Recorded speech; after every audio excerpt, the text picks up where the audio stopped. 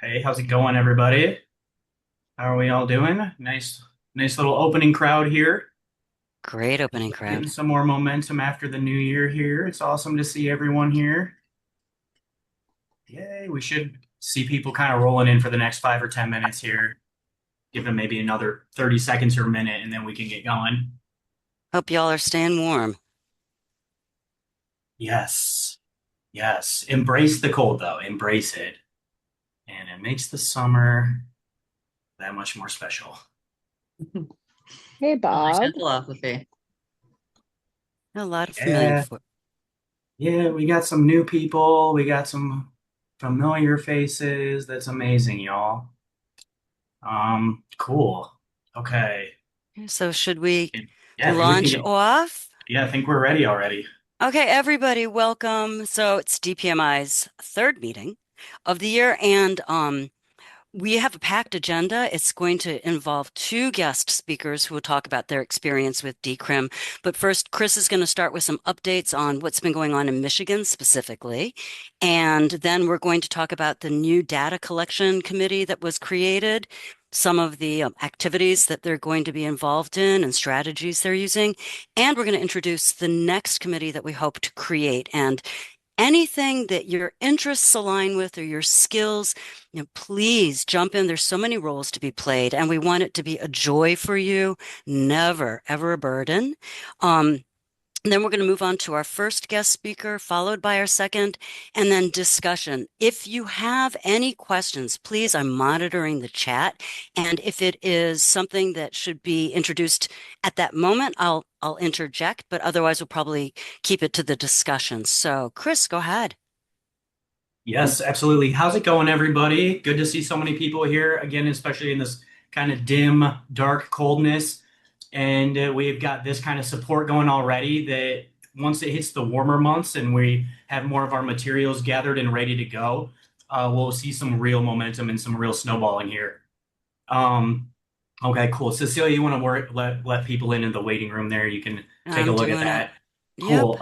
So yes, no, since Jackson, no new cities have decriminalized in this short time period just yet. Well, just as an update, but we're all continuing to still kind of chip away at things around the state and seeing kind of the next, as we're getting these committees and getting some of this data gathered, we're going to be starting to pinpoint who the most efficient uh, municipalities are going to be to approach. And some of these people will already be ready to go, basically. And we reach out and say, hey, there's a group that's ready to do this. We can show you that this is what your constituents want, and there's support with other politicians behind it. Some people will be ready to go right away. So it's about finding those people, and we'll talk about that a little bit more in some of our committees here.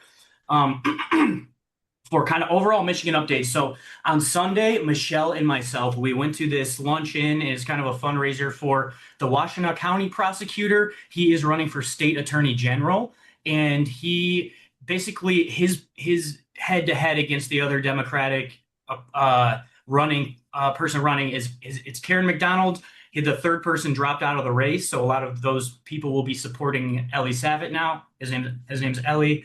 Um, Basically, the usually there's a big primary. It's a statewide election. This first election with him and Karen McDonald will be decided by just a few thousand people for the entire state of 10 million. And it's going to be decided at the Democratic convention on April 19th. And it's at the Cobo Center. I think it's Huntington Place now. Um, that's where we did our deform or our reform conference for drug policy. Is it Drug Policy Alliance? And they had this international conference where everyone flew out. So the important thing is, so I'll go into a little bit of how that went, but basically there he spoke about all his issues. Ellie Savitt is a massive proponent for decriminalization, and he has been a big supporter of us since we started.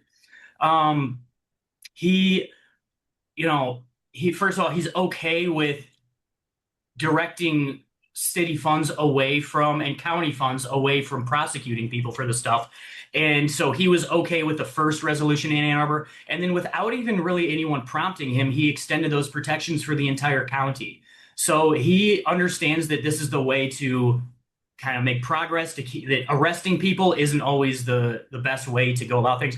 And then people that have been arrested, they don't necessarily need jail or something on their record to punish them. And a lot of people are finding like when people take part in these kind of more community and restorative justice directions, the recidivism rate like plummets. It's nearly 0% compared to if you get ran through the system in probation and jail, then the recidivism rate multiplies tenfold.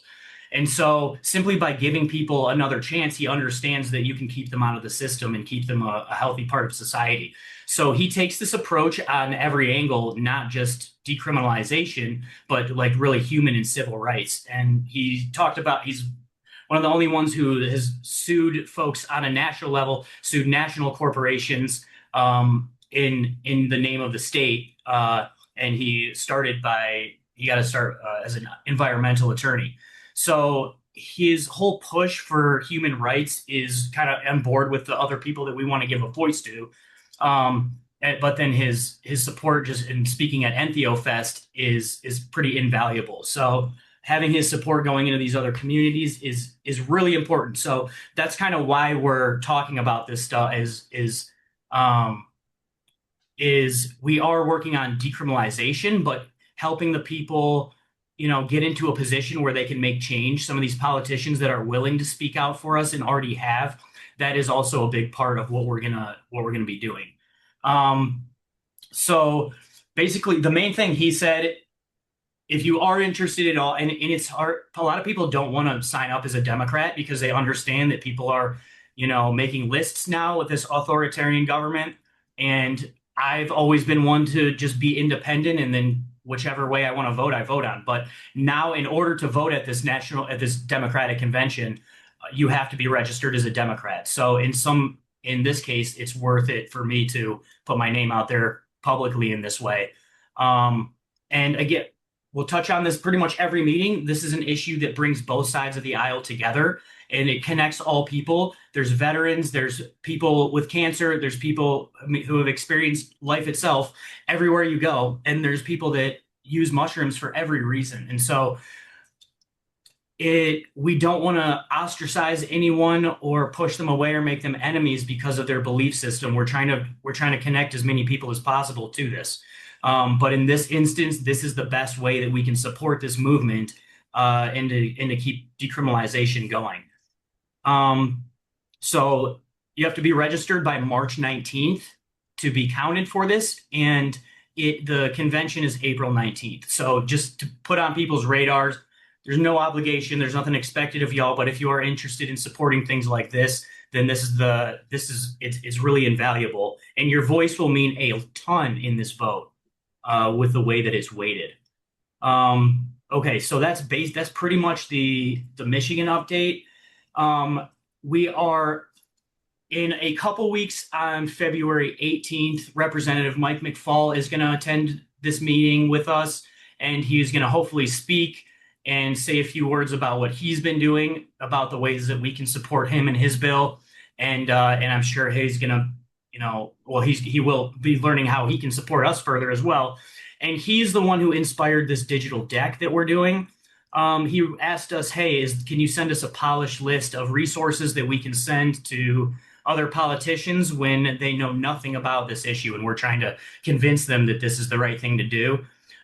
So he's like the real inspiration behind that, and we're like, yeah, we'll do you better, and we'll really make it a polished presentation, so you don't have to explain anything, and it'll hit every angle really. So, Chris, do you yeah. want a quick thumbnail? Who is Mike McFall for anybody who might not know? Oh yeah, of course, yes. So Representative Mike McFall, he is out of, I believe, Hazel Park. He has brought the PTSD psilocybin bill to the state, and it's not just for PTSD. It's for like anyone, or sorry, forgive me. It's not just for veterans. It kind of got pushed as a PTSD veteran bill, but that's just to kind of get in the news and get the most traction behind it. But really, it's like a kind of a medical model to let anyone with a PTSD diagnosis get prescribed, in a sense, mushrooms. And then he even went a step further to just say that anyone can be prescribed this. You don't necessarily have to have a PTSD diagnosis. So it's kind of morphed a little bit as it's gone through the committees. He said that it's kind of reached a bit of a dead end as people are saying, hey, tell us the process of um, of sourcing this and making sure that it's safe if we're going to be giving it to people in a medical model.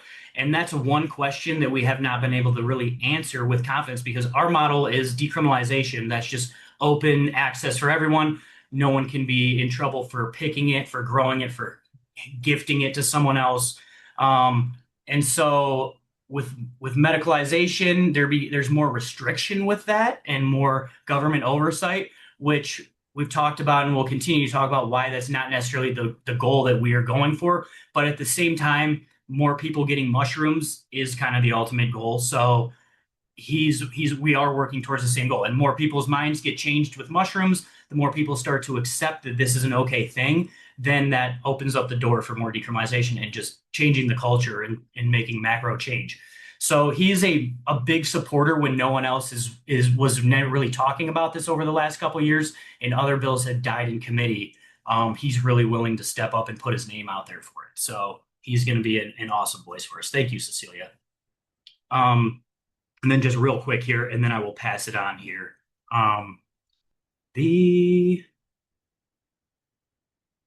Okay, here. Okay, cool. Can people see this? Let me see. Yep, we can see it. Is it it's the Table deck? of contents for the digital deck. Yes. Okay, great. Okay, cool. I couldn't tell what's shown there. Okay, so basically just wanted to show y'all real quick. We're not going to go through this whole thing at all right now, but we made some amendments. We changed some sections around. If anyone has real recommendations that they're like, I love this article, I love this study, you can send us in an email. Or if there's a statistic that always blows your mind or blows other people's mind, you can send it and we'll try to fit it into this. So it's kind of opening. It got moved from 30 pages to about 47 right now. These links don't work at the moment, but you'll be able to just click and go ahead on some of these and jump to a section that interests you. And then there'll be some interactive links to click throughout. And then at the end is where we'll have some video testimonials. Right now we have Roberts and myself, and we're editing a couple more that have came in. So people will get this kind of full presentation when they come across this. And we'll also be including like Ellie Savitz's letter of support for this also kind of at the end. So people can really see that this isn't just anecdotal or speculation anymore, but there's science behind it and politicians are behind it. And it's been proven to work in the places that we've decriminalized this. Okay, I'm going to go ahead then and pass this to, let's see, I think Michelle is, pardon me, sorry. Yep, she's up next. Yes, sorry, I lost track of the agenda here. But yes, Michelle, go ahead on on our next action items. Okay. Hi, can everybody hear me? Yes. Okay, awesome. Okay, so a smaller group of us met earlier this week to talk about data collection. So we've formed a community marker data research committee, essentially. And our goal here is to pull as much data as possible from the areas in Michigan that have decriminalized. We're putting together a standard set of markers that we're looking for. And what we're trying to prove or demonstrate is that decriminalization of psilocybin, entheogen psychedelics does not have an adverse effect on communities and may actually show positive outcomes. And we want to take all this data and put it into the toolkit. So as we move forward to decriminalize more areas, we'll have these data sets ready and available to dissuade any sort of fears that may come up in conversation with City Council. The idea is that we have the answer to the fear or the question before they ask it. So that's the goal there. It's pretty in depth. Sorry, do you mind spitting just a little bit closer to your mic? Oh, sorry. No, that's There. okay. Is that better? Yeah, a little bit, just a little bit clearer. And just say it with your chest. One second. Let's see if I can. Oh yeah, that's clear. I heard you a little bit better there. You Is should that be better? okay. Yeah, yeah. It's a little more clear. I can't hear you. Okay, okay. Yeah, you can put one in. Okay. Is that better? Yeah. Perfect. Okay, I'm so sorry. Okay. Okay, so it's pretty in depth. So we're really in the process right now of dwindling down the direct questions that we want to ask to all the institutions. But I can kind of just give a very brief overview and say we're targeting sheriff's departments and law enforcement. And we have quite a large subset of data that we're looking for there. And the goal is to get information from prior years before decriminalization, and then the data from after decriminalization. So for instance, in Ferndale, where I am, we've had decriminalization for, I believe, 2 years now. So we would go 2 years prior and then 2 years post. So we have that subset of data. And then take that a step further and pull data from a community that is similar to Ferndale in size, and pull data from there. So we have a controlled community as well. So the data will show post or prior and post decriminalization, as well as a control community in conjunction with each area that we target. I'm not going to go into the data that we're looking for yet, just because it is so broad and we're trying to dwindle that down. We do plan to give pretty consistent updates on this. We expect some things to come easy and some things to not come easy at all. And you know, we're prepared to put forth FOIAs and pull the data, you know, any way we can. Another group that we'll be looking at will be city councils and municipal data. We will also be looking at hospitals and emergency services, fire, fire, EMS, any sort of first responders. We're also going to look at public health departments, community health centers, schools and universities. We're hoping to work with SAPS and SSDP on some of that stuff. We also are going to look into court systems. And not only does this data potentially help us educate city council members to vote yes on decriminalization, this also is a tool that can help us hold our city councils accountable. We can look and see, are you putting money towards criminalization of, entheogens, psychedelics, mushrooms, whatever the statute was put in place? Like, are you following through on that, or are we, still putting money towards putting people in jail? So that's just kind of a really, really brief overview. Michelle, can I ask you to explain what is SAPS and what is SSDP? Oh, yes. Of course, you're going to ask me the monikers. Sorry. Student Association for Psychedelic Studies is SAPS, and Chris, what's SSDP? Yeah, Students Elena, for Sensible Drug Policy. Thank Thank you. you. My brain. Thank you. our Thank guest you. speaker for later. Yes, That's right. yes, of From course. SSDP. There'll be a pop quiz later. Perfect. I love that.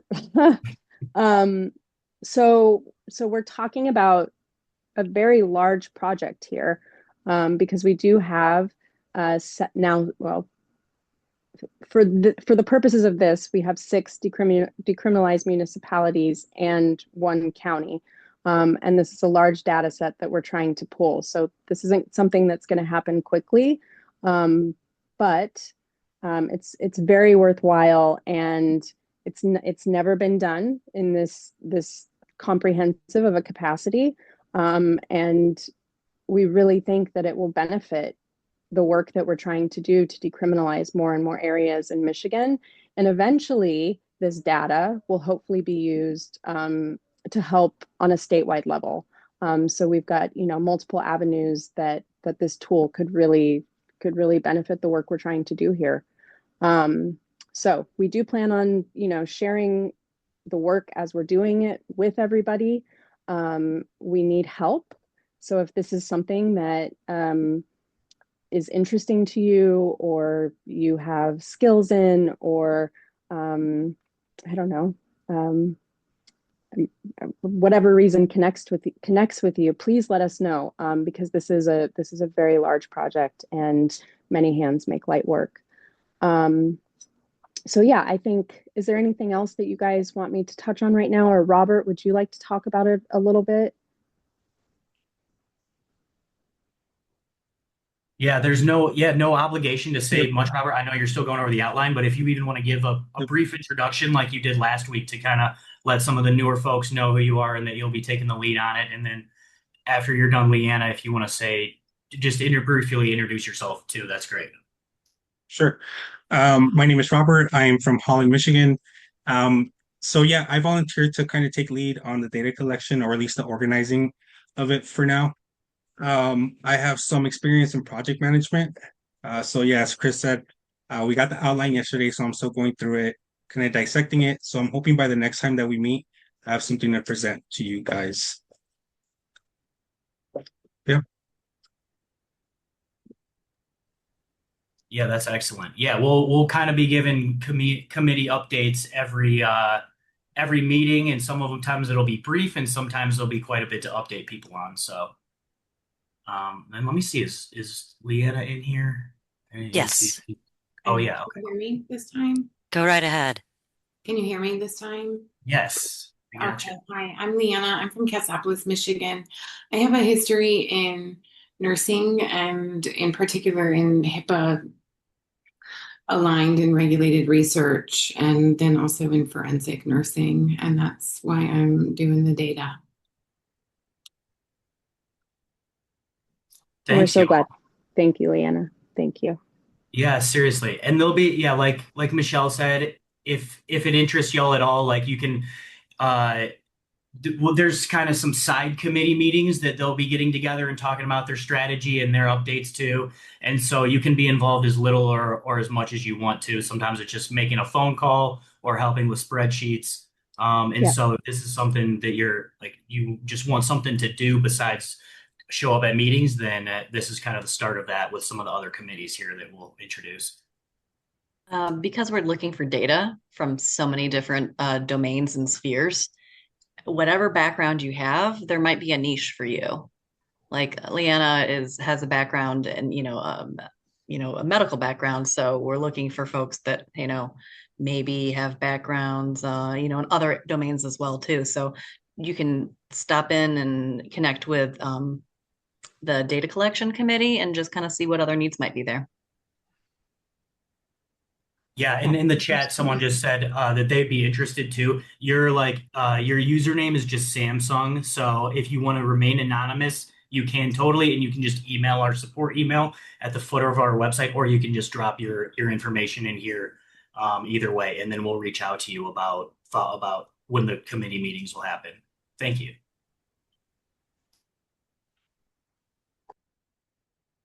And Michelle, you were going to talk about the next committee, or the newer one.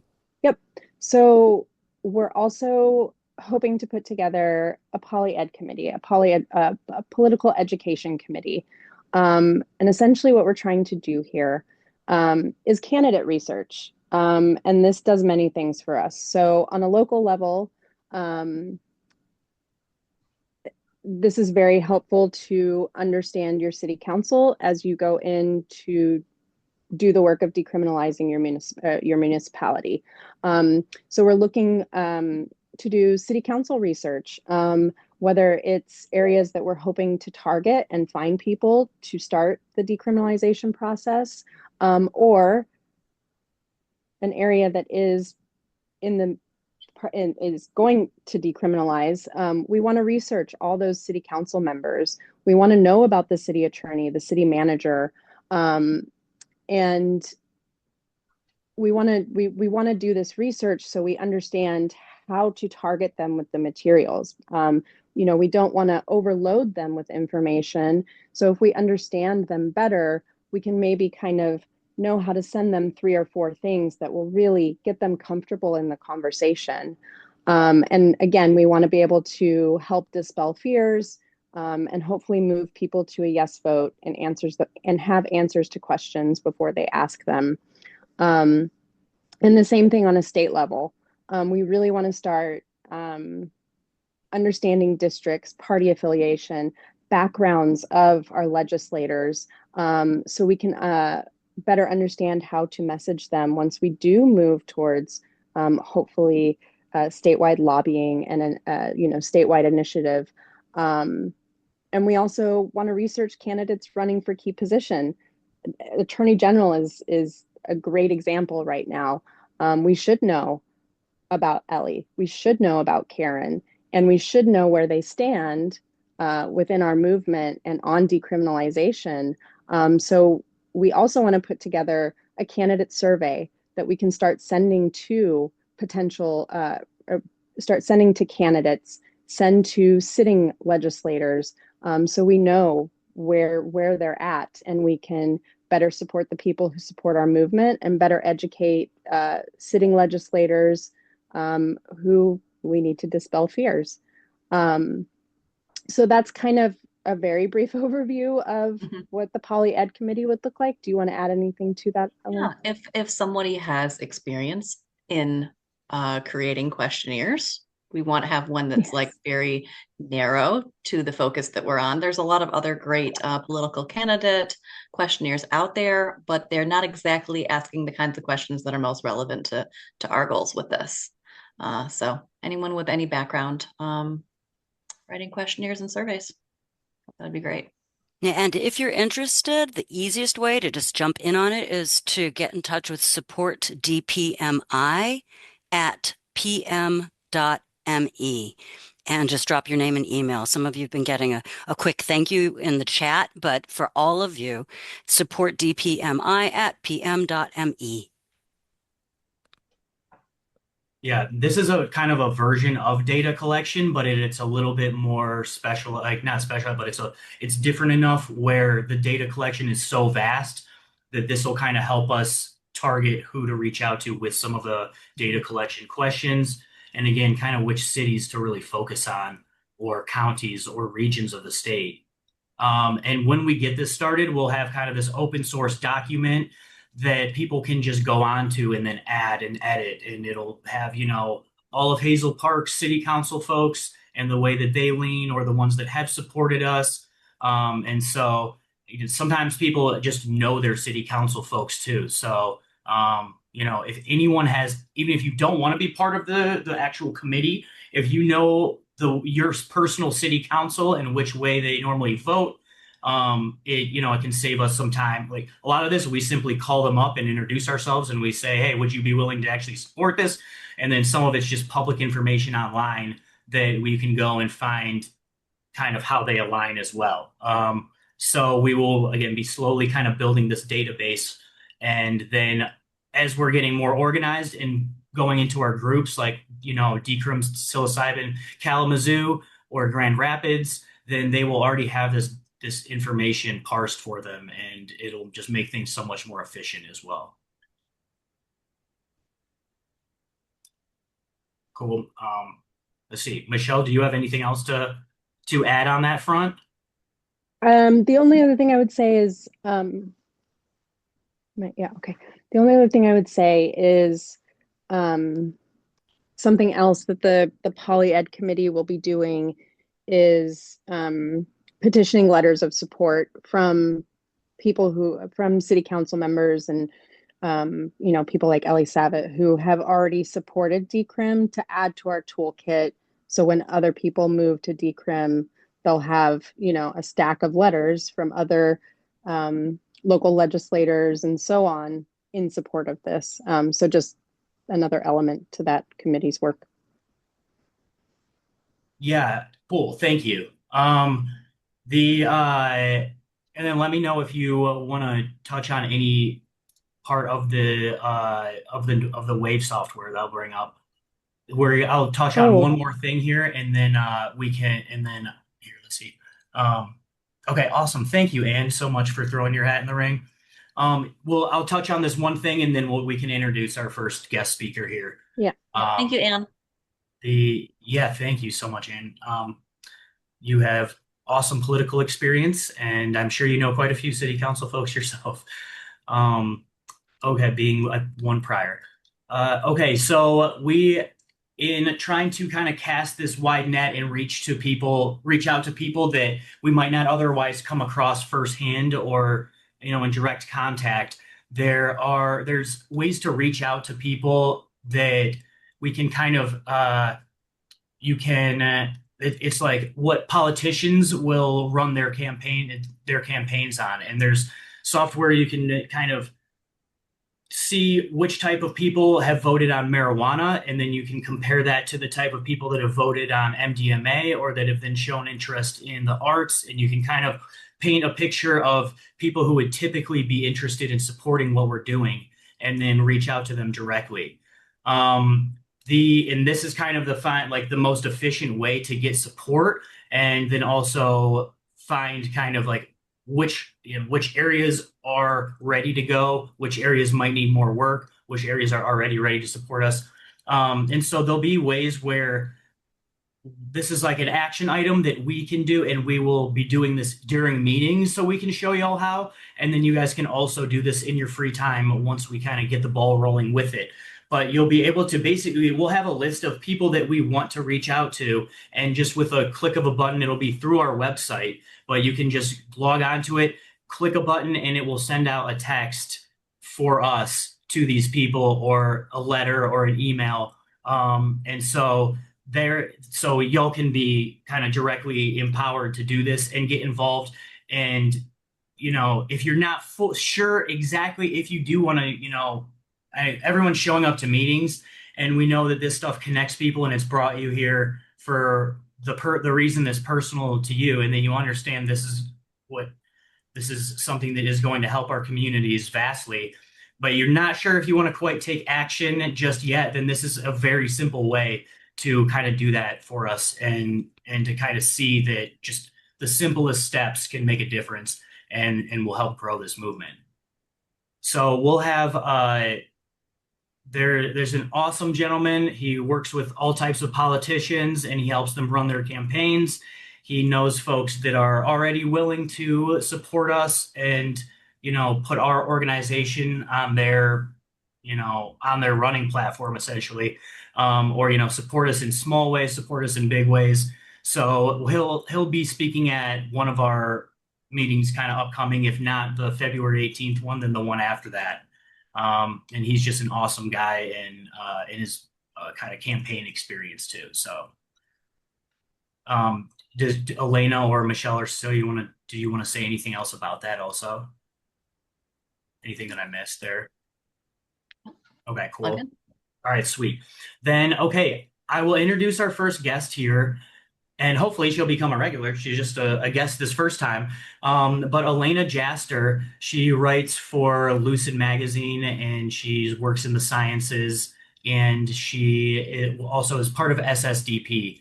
So I'll turn it over to you to kind of introduce yourself here. But she's an awesome voice for decriminalization and just spreading the knowledge of this stuff.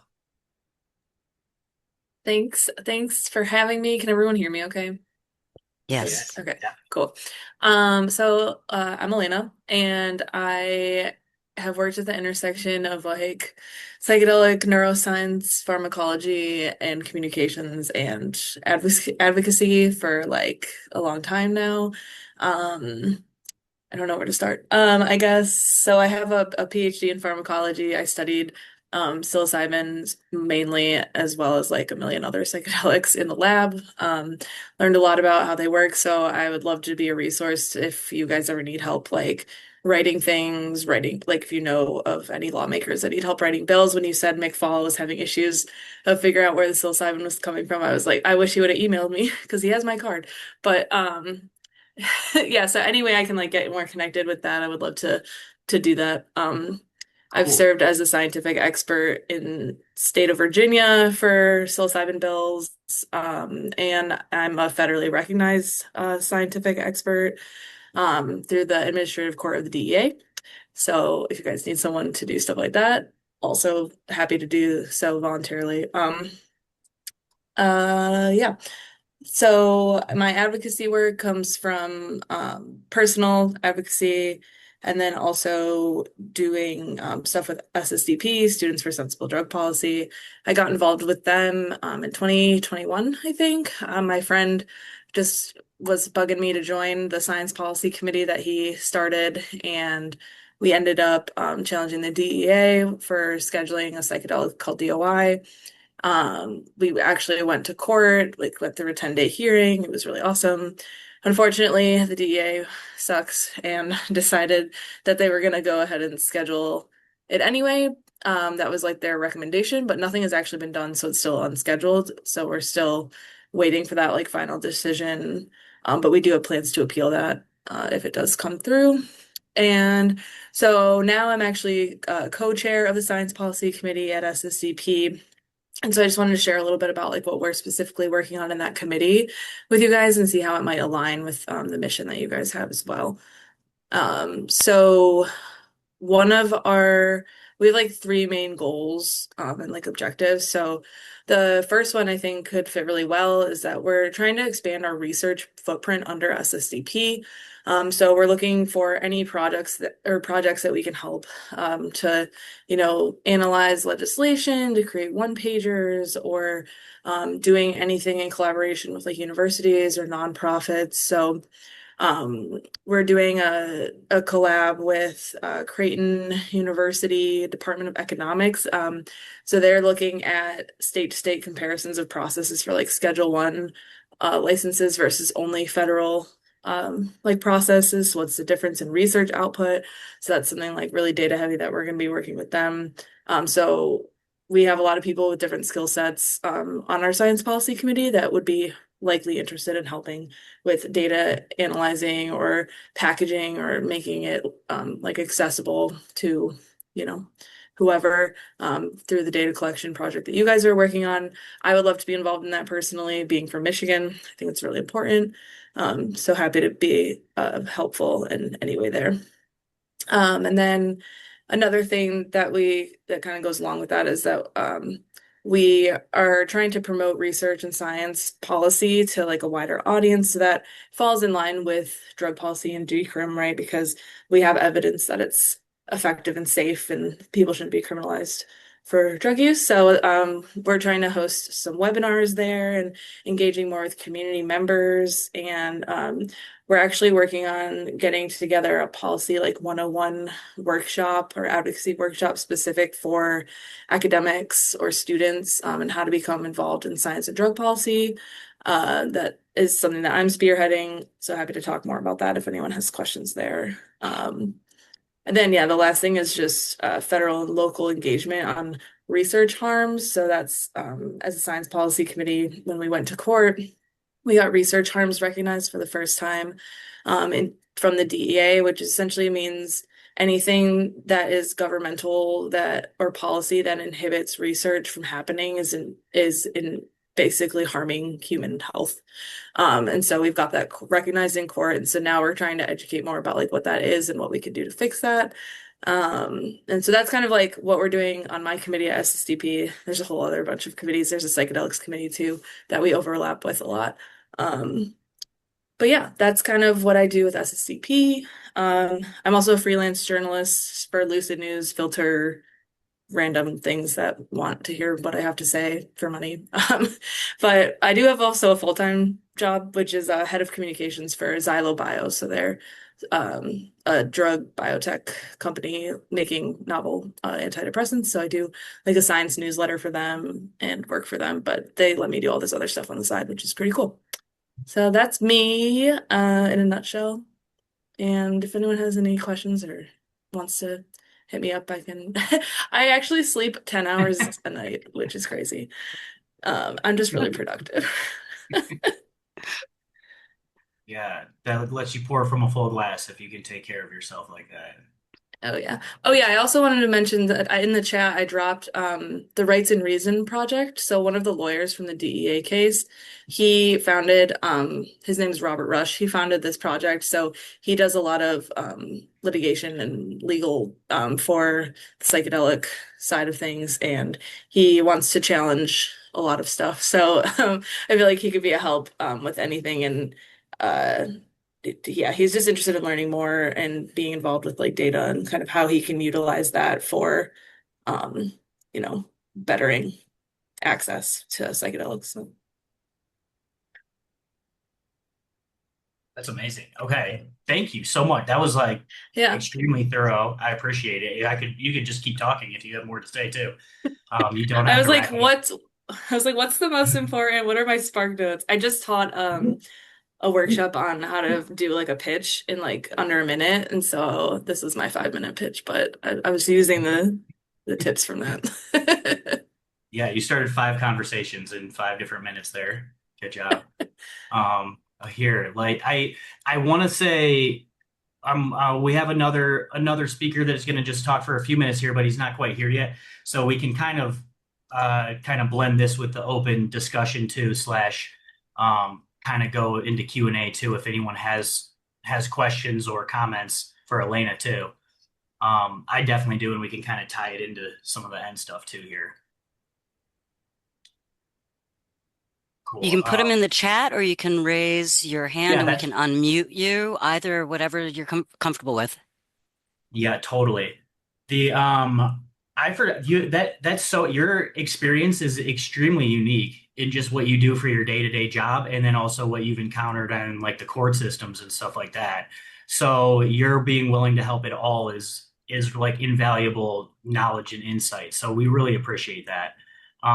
And I know you're a good speaker too. You do a podcast too, I believe. Is that Oh for yeah, is that for SSDP or is that for Lucid or that's just for me. I forgot all about it, and I even scheduled one today. So I don't know how I sleep that much, truly. But yeah. So I have a psychedelic podcast called Psychedelic Brain Science. I actually was gonna talk about this too because I did an episode with Mike McFall about his bill. So if anyone's interested in learning more about that, there's an episode about that.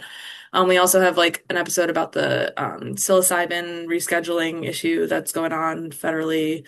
Um, a lot of stuff about the DEA case if you're interested in that. But we have a website. You can get all the podcasts for free and some blog posts that I've written just about the psychedelic landscape. That's psychedelicbrainscience.com. Can you Okay. talk In the chat, just they're asking if there's anything specific going on in Lansing. Not Oh that yeah, I sorry. If you know I didn't know if Elena. that was directly for Elena.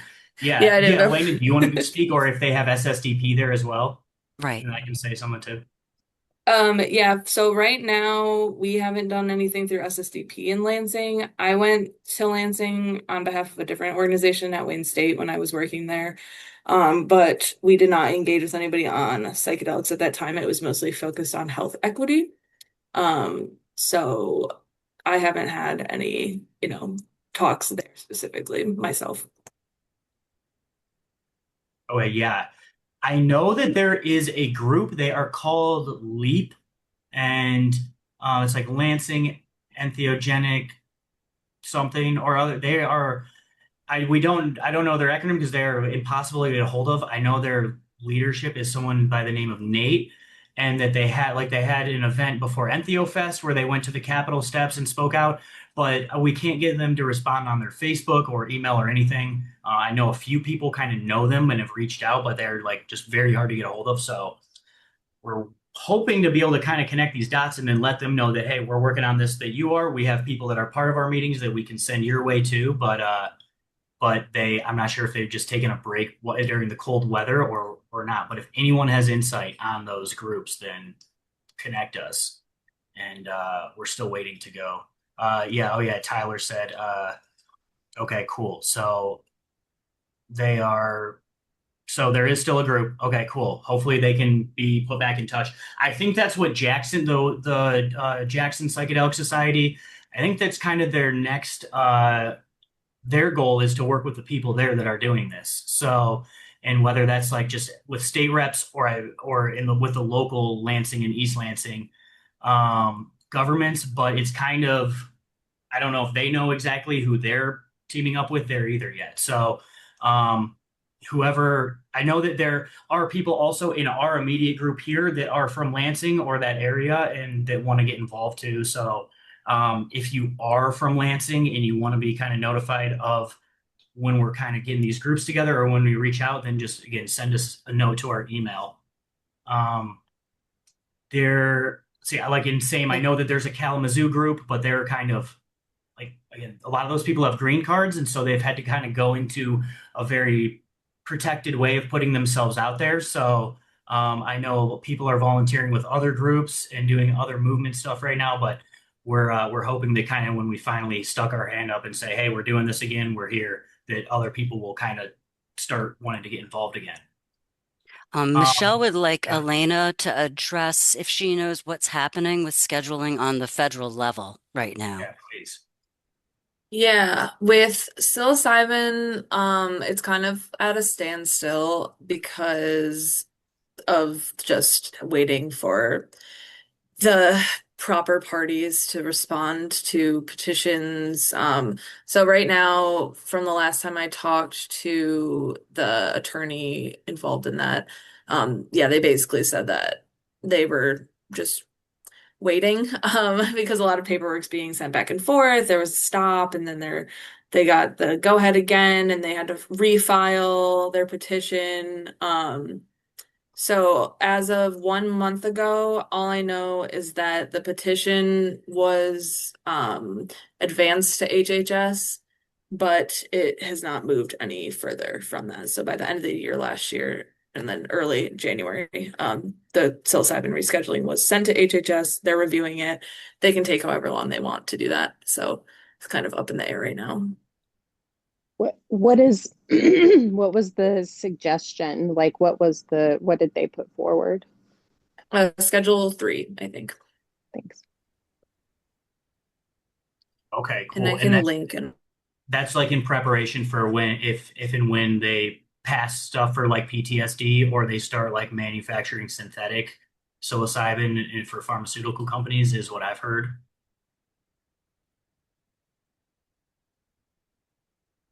Is that Elena? I think Can you? she looks like maybe she froze. up to Oh, date There you info. go. She's back. Oh, sorry. My Wi-Fi kind of sucks in my office. But all I was saying is that I was trying to link the most up-to-date article, but as of right now, they can kind of just take as long as they want to review. HHS can, so we're just waiting. yeah. So yeah, sorry. So was there like an angle that they were going for? Like, is this in preparation for PTSD and veterans and offering it through the VA, or is it like so it can be studied more, or is it in Um, preparation for like it's synthetic psilocybin for part of pharmaceutical companies? it's under the right to try. So it started in 2021. There's a palliative care physician, Dr. Agarwal, who first started this petition, because he wanted his patients to be able to receive psilocybin under the Right to Try Act, and the DEA denied their request.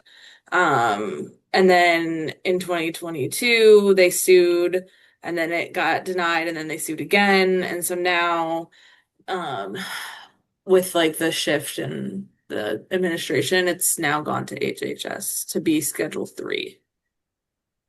Okay, yeah.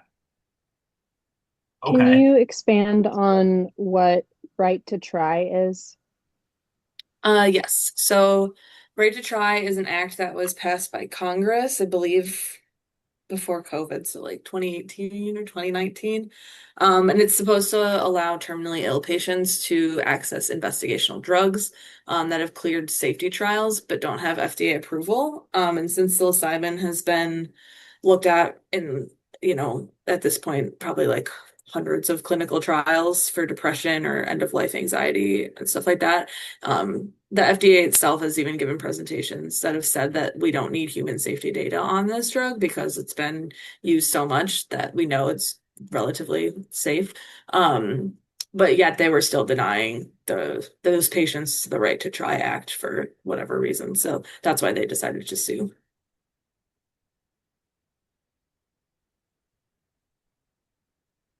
I was gonna say also that's huge that you got the win with them. Like if they're stopping studies from being happened, then it's considered harm.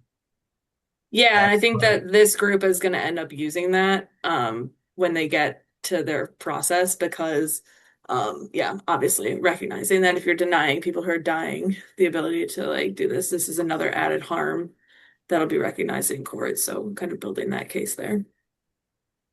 okay, that's great. So then that would be like applied to like on a national level then, and like we could Yes.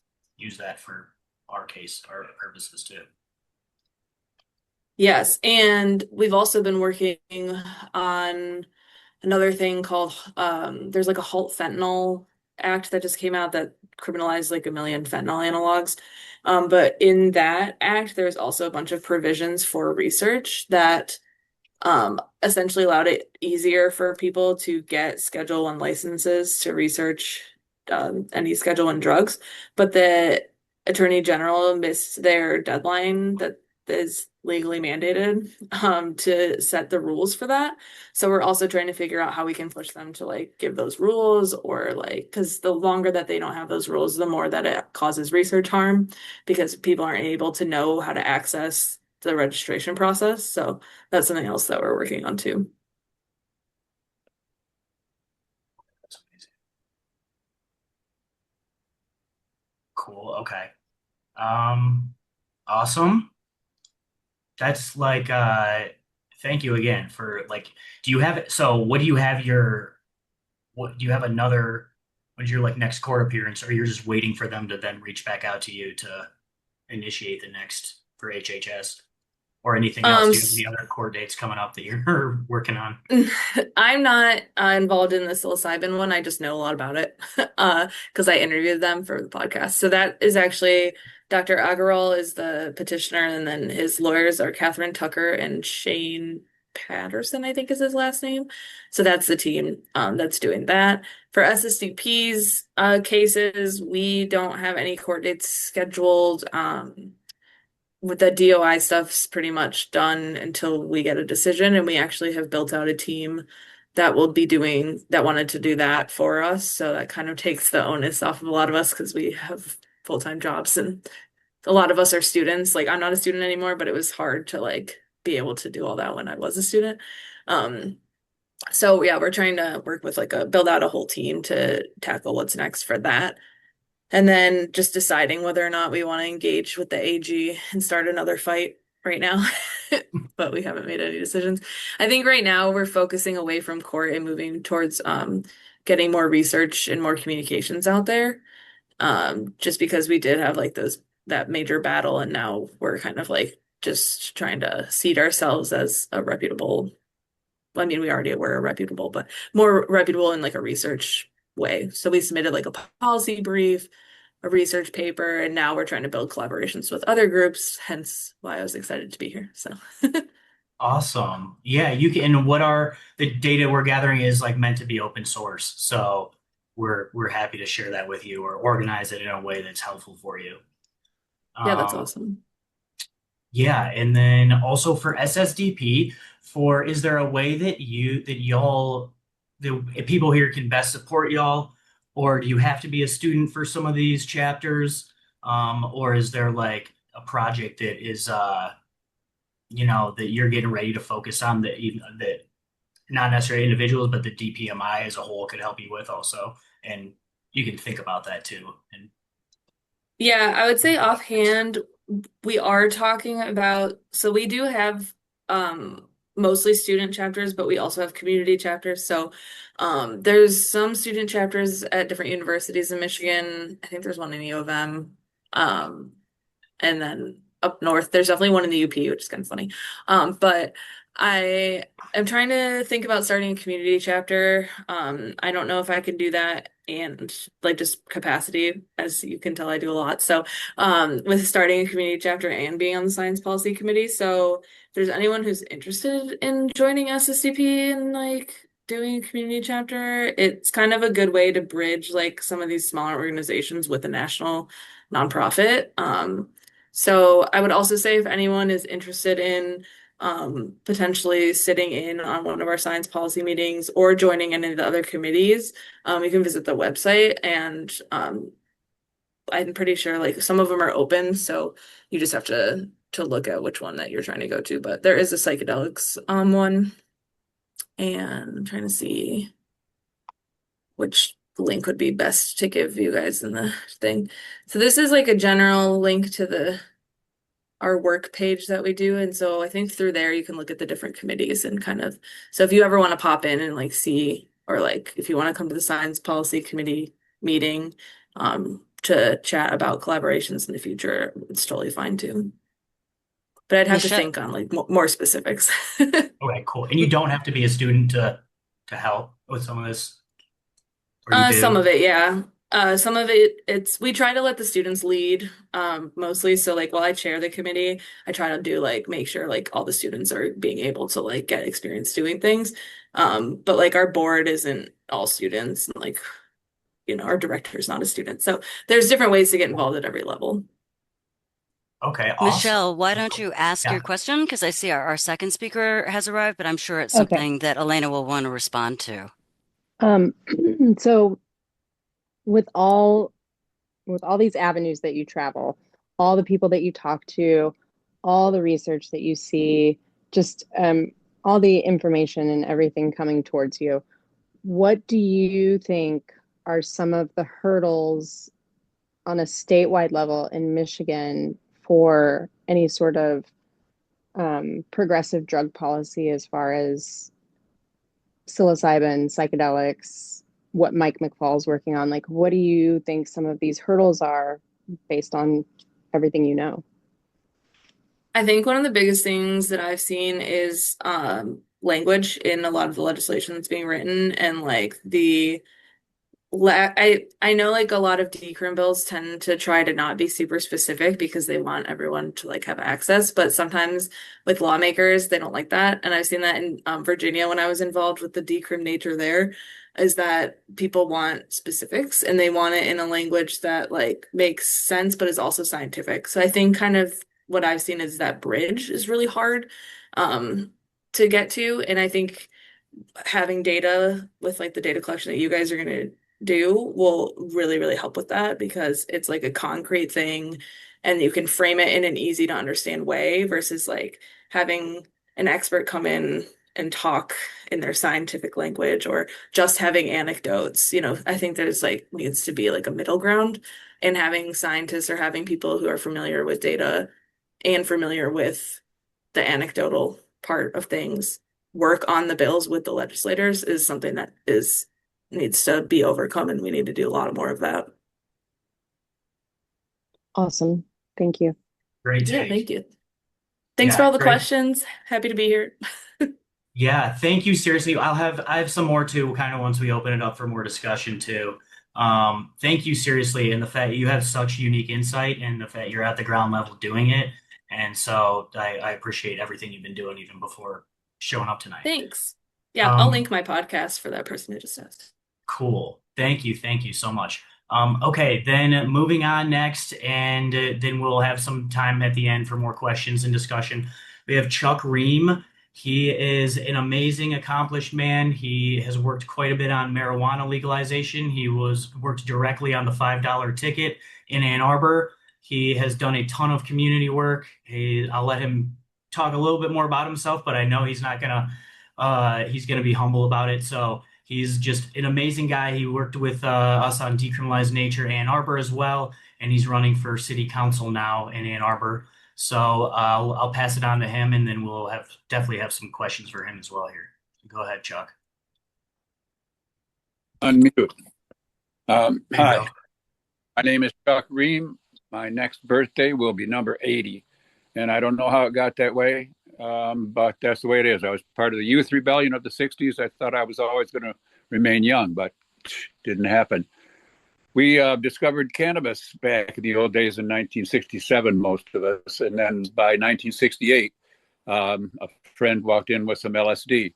And this was real sort of Owsley LSD. This wasn't 100 mic. Every hit was about 250 in those days. And so it was quite a special experience. And after the first time you take psychedelic and it really hits you, you know that you're onto something big, really, really big, earth changing. And I thought it had the potential to be society changing. Back in the old days, back in the 60s, we still had hope. And we called ourselves the counterculture. And we tried to get clean food and have good relationships and have plant-based highs that were different from alcohol. Most of the people in my family are dead from alcohol. And so I really crusaded strongly for cannabis and the psychedelics. With cannabis, we took a city by city strategy in Michigan because we found in the Michigan Constitution, Michigan compiled laws 117.25. And good old 117.25 meant that we could run initiatives in cities with 5% of the registered voters. That's not easy, but it's doable. And so we marched on through 3 different types of campaigns, medical, LEP, lowest law enforcement priority, and then straight legalization in 25 cities. And we won in 25 cities. We lost a couple of tiny, tiny little places. And I know that Michigan will never be a place where the people will try to run an initiative to overturn our cannabis law because they know how deeply seated it is and how it would just lose if they tried to defeat the current law. I'm going to have to get into psychedelics a little more this spring because I certainly am having some of the death anxiety, but I've got a good supply, and I'll be all set this spring to do some real psychedelic experimentation. You know, what you folks have to figure out is how far you can go with the city council strategy. And I think that's so brilliant, put together by Decriminalize Nature, to get city council to pass it. And then you don't have to get petition signatures and you don't have to have an election. How brilliant. But I think it's even more powerful if it goes to the voters and is passed by the voters.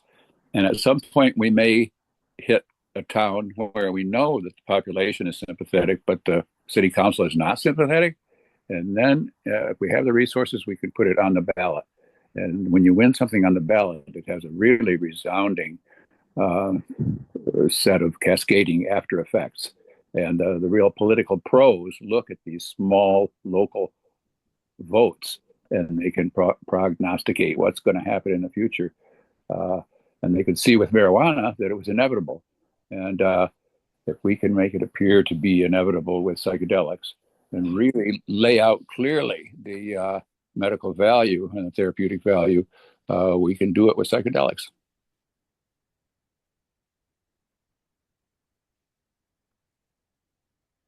We can go city by city. We can do either city council or getting it passed by the voters using Michigan law. And so psychedelics have been transformational for me. I recognized they were so important the first time. I'm just reading this book now I got from Chris. In the 10th century, so old was this inscription: if you die before you die, if you have the death experience with psychedelics, you won't die when you die. And that is really a fascinating thing because people who do have a thorough psychedelic experience aren't as afraid of death. And I think that's going to be useful for me coming up. Anybody else have any kind of comment or any question? Yes, you've had experience working, and we can kind of turn this into open discussion. And I want to ask you about what you're going to be doing this summer with running for city council as well. But can you touch a little bit on the, oh yes, definitely, we got you. Yeah, Chuck needs to meet everyone, and soon he will be shaking hands and kissing babies on his campaign run. So, you can bring him anyone that wants to meet him. Can you touch a little bit on? I appreciated how you said it is more legwork, but it is sometimes very impactful when the voters are left to make the decision and speak that way. But can you touch on some of the pitfalls or some of the biggest challenges with getting a ballot going? And like, I think it's like, was it 10% of the population has to sign on for that municipality? It's And just kind of maybe touch on your experience just briefly about working with Decriminalize Ann Arbor. Well, working with Decriminalize Ann Arbor, we got it to the Ann Arbor City Council, and we got it through, and we got it unanimously, and that was very gratifying. But what was the earlier part of your question? Oh yeah, just the like kind of the pitfalls and challenges of collecting signatures and kind of the necessities to do so. Yeah. Well, you may think it's hard to go through city council, but it's much harder to go the petition route. But then they have to put that on the ballot once you turn in those petitions. And let me tell you, it's hard to get signatures for this issue. If you were out in public, it really wouldn't be very hard, but it's very hard to get people to go out and do it.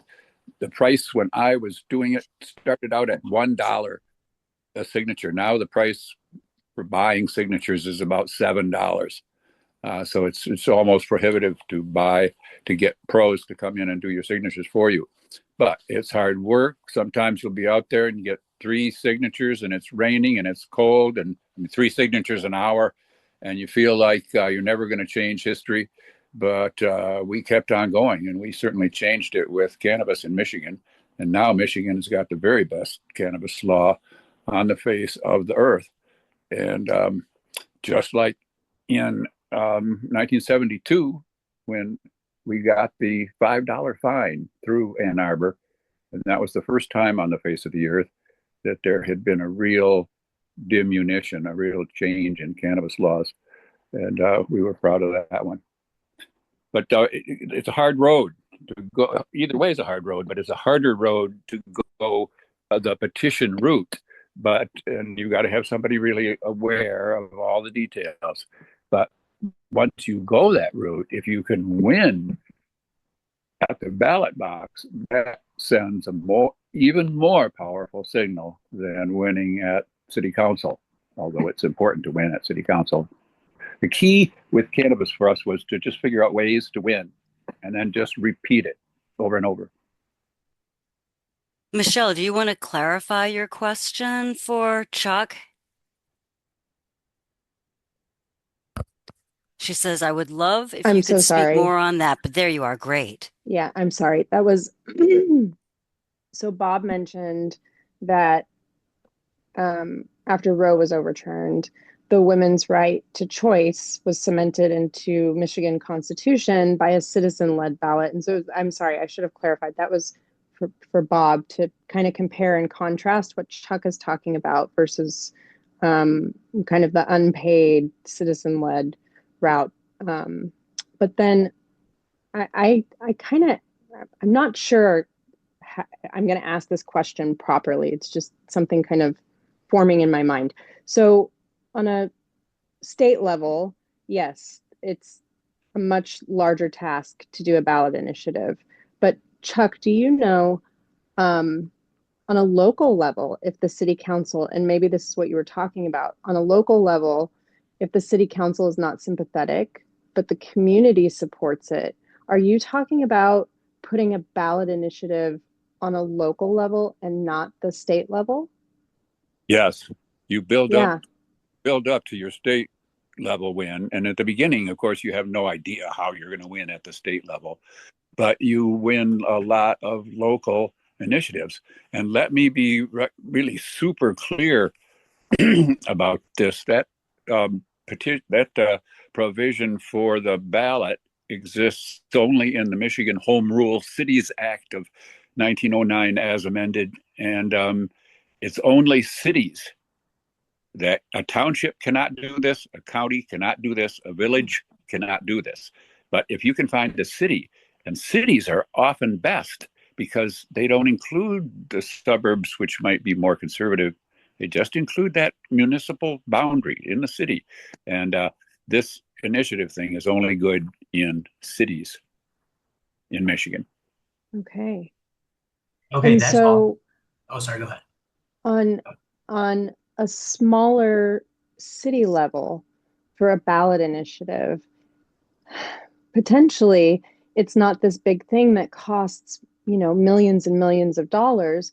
What does it cost to put on a city level? Around $35,000? Something around there to put something on to put a ballot initiative on a like special election or an upcoming election? Well, you can figure at least $5 a signature unless you can get people to do it voluntarily. And we should be able to get people to do it voluntarily. To begin, you've got to have someone who really knows how to prepare your petition and your language that goes before the city. And we have those people now, and we can get proper language. But boy, you've got to make sure your petition is perfect and the font sizes are perfect and everything else, and your language that goes in as a proposed ordinance or charter amendment has to be just perfect. Let me say that it would seem like it would take more signatures to get a charter amendment, an amendment to the city charter of the city, than it would to get an ordinance. But no, in Ann Arbor, you've got to get an absurd amount of signatures to get an ordinance passed. But to amend the charter, city charter, you can use 117.25 of the Michigan compiled laws. And so you can get it done. And What is that number?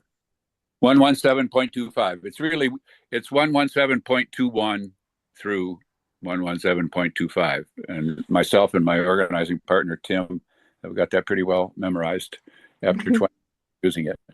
But it's very clear, and it lays it out. And we showed that they have to accept it. You know darn well that when a city doesn't want to do something, they'll tell you to just go to hell. We're not going to follow the law. So we had to sue. We had to sue two cities, Detroit and Oak Park, and we won the lawsuits. And it cost us a lot of money, about $25,000 in Detroit and $6,500 in Oak Park. But we have established that this is legitimate and that cities have to recognize this referendum procedure. Do you can you say I just two questions here, and then maybe also Bob can touch on the women's right to choose ballot petition. Real quick though, I want you to be can you say, is it usually 10% of population that you need to collect signatures, or is there a percentage? And then usually there's like a time frame in which you need to do it by, and then it probably just depends on the amount of people in each city, how expensive it becomes. If you can just answer that, like the percentage you need usually of signatures. And then also, before we run out of time, and then we can ask whatever questions too. I want you to briefly just go into the city council campaign that you're running for this summer and the reasons behind it. That'd be awesome. Okay. Well, your requirement for signatures, and they have to be valid signatures that the clerk can check back to the form they use to register to vote. They'll really check your signatures, let me tell you. But you've got to have 5% of registered voters. 5% of registered voters for 117.25. And that will be large, but not insurmountable. My city council campaign started one day. I was walking on my morning walk. I walk a long morning walk. I got to the top of a hill and they were cutting down a gigantic sycamore tree. Perfect. I couldn't handle it. And I got up later the lady left the trunk of the tree in her front yard, and she said, "This is my silent protest." I said, "Why did they cut this giant tree down?" She said it was 1 foot too close to the sidewalk. And that was it. That was it. I decided to go after the city of Ann Arbor.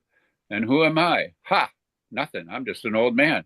But oh boy, I really found the data that cities that are trying to upzone and really densify, put a lot more housing into them.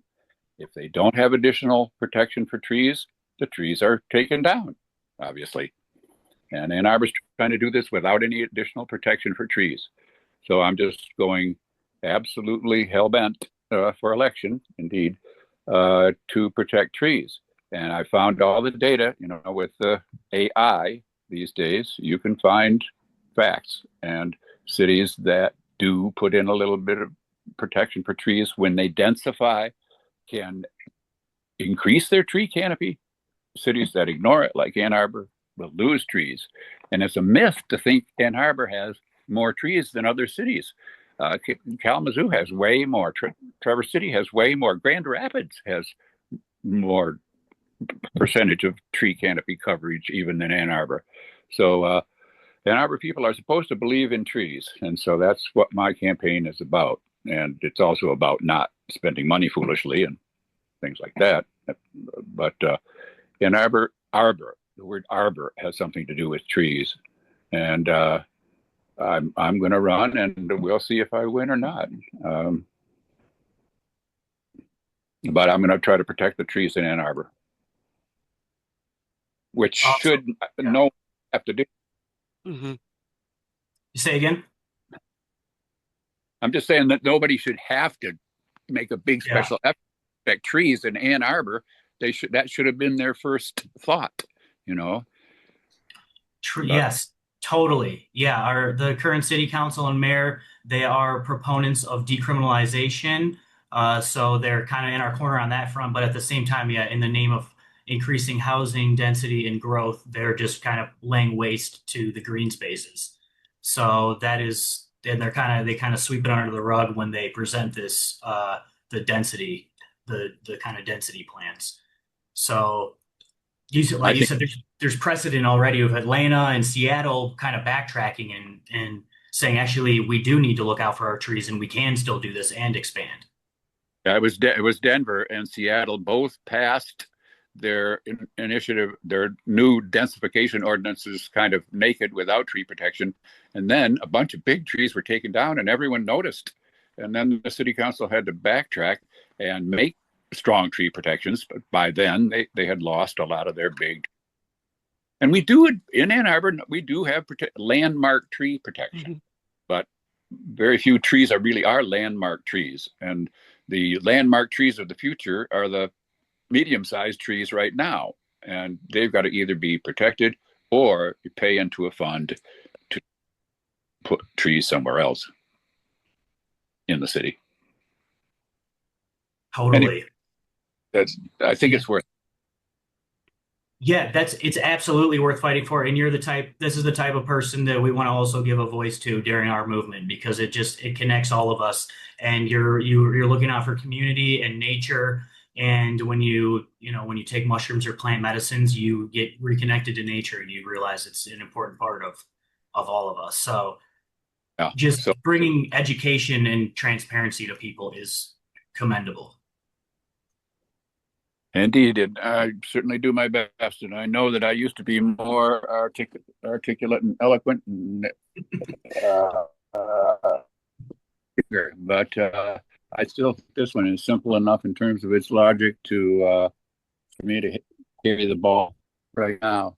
One little quote from that book that I got from Chris: after confronting the inevitability of death, people may be motivated to break free from the treadmill of modern consumerism and strive to make a more positive contribution, etc. And back at the beginning, that's what we thought. We thought that the consciousness provided by cannabis and the psychedelics would allow people to value human relations and good food and clean water and everything, and not such intense consumerism. And we didn't succeed on that part because we've got the most intense consumerism ever now. But psychedelics can make you feel satisfied with life without having a million possessions. Totally. Okay, Michelle also dropped in the chat. And Michelle, if you have more questions, feel free. I didn't mean to, I just wanted to touch on the campaign, but please, if you have more. And then Michelle said, do you know Laura Mikulski, Chuck? She's a councilwoman in Ferndale, and she's a champion for the trees and has put decent protections in place there. So she'd be an ally that we can put you in touch with. Michelle's in Ferndale. Laura, I'm going to write that down. Laura Mikulski. Okay. And that's Ferndale. Yeah, Yes. Ferndale will always pass whatever you give it. Ferndale will always be an ally. Yeah. And that it's great because you know you're always going to win if you go to Ferndale. Cool. Yeah, and Michelle also has done a lot of amazing work going into city council, and she helped take down the flock cameras in Ferndale. Yeah. By bringing it up to them. Yeah, we did. We need a hip hip hooray every meeting for that work. That's Amazing. And yes, and Bob, Ferndale is decriminalized already. So Ferndale, Hazel Park. So yes, we can. It's just saying maybe they can be the next Jackson. So they've been decriminalized since 2023, I think. But those are the type of people to reach out to those folks who do support this and say, you know, would you write us a letter of support, maybe even a video testimonial, and just getting their support outward for reaching out to other city council members is kind of the strategy that we're doing. Chris, do you know anything about Royal Oak? It's a question from Elena.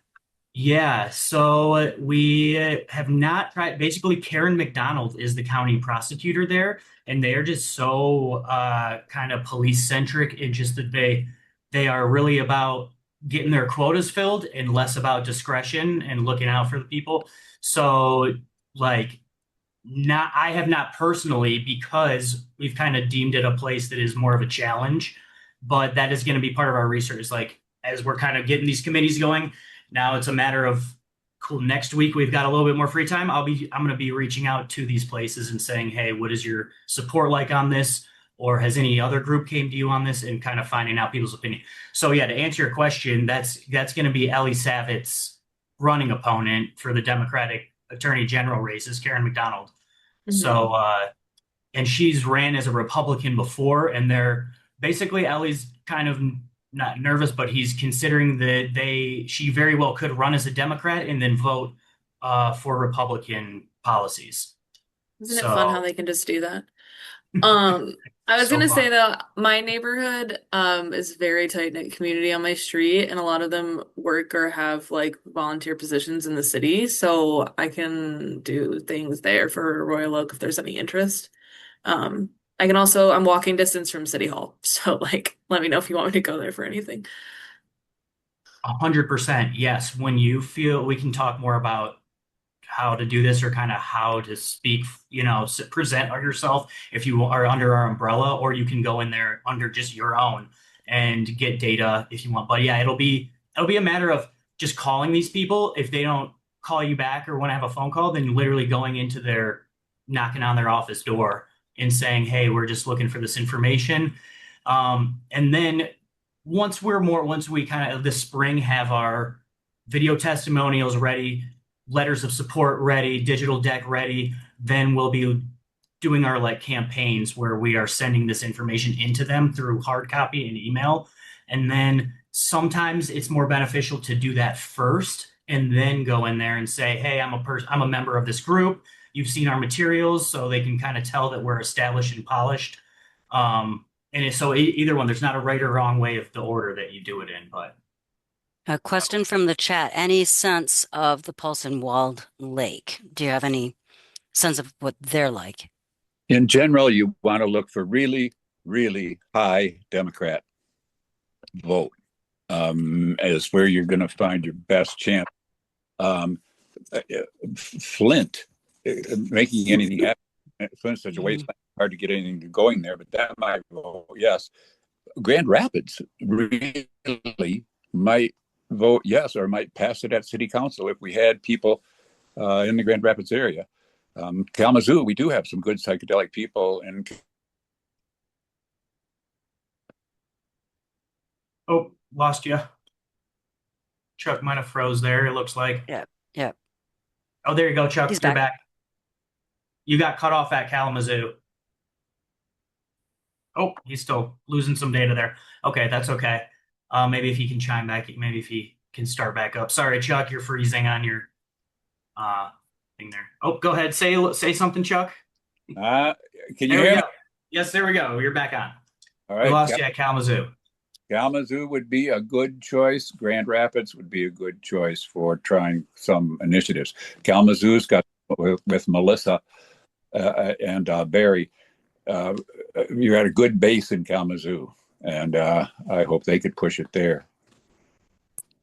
Totally. Yes, Flint is one of the top on our list next. They've got like vending and crafts, and like they've got their own little underground markets they're already doing. So it is kind of a culture there already that's a little bit protected and supported. So that's perfect. Flint is there, and then kind of the surrounding areas too. Yeah. Okay, y'all. Well, we really brought it up to the end there. Thank you, everyone, for seeing it through till the very end. This was one of our more fun and kind of informative meetings that we've had so far. Thank you, Chuck, sincerely for stopping in and sharing some of this, and we will be ready to support you. If you have events or things you want to have people notified of, just let us know and we'll put them on our website. We'll put them on our Instagram. We'll let people know, and we'll be able to kind of support each other here. Elena stepped out. She had to go. Thank you to her a ton. She's going to be an awesome asset to this as well. And if does anyone have any closing thoughts here? Otherwise, I will hand it off to Cecilia, Elena, Michelle to say any parting words. And thank you, everyone, seriously, for showing up. And it means a ton to see everyone in here that's here.